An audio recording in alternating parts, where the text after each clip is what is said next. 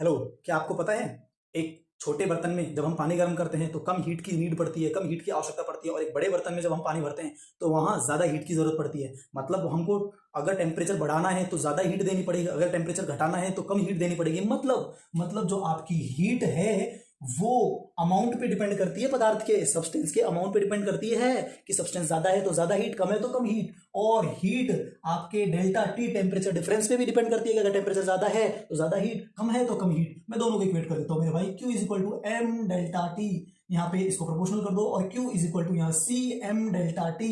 यहां से अगर मैं C निकालना चाहूं तो आपके पास Q upon m delta t. And now what is C?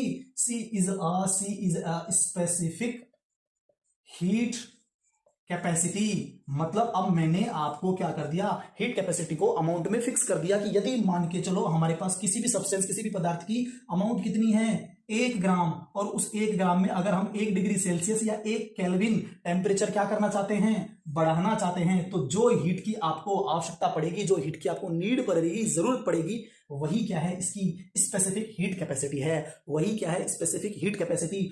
अब हम स्पेसिफिक हीट कैपेसिटी को दो टाइप में डिवाइड कर सकते हैं, एट कांस्टेंट वॉल्यूम।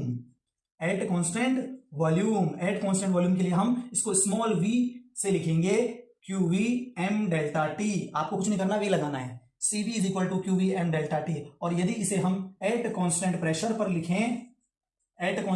पर लिखें तो हम इसको Cp is equal to Q p upon m delta t लिख सकते हैं।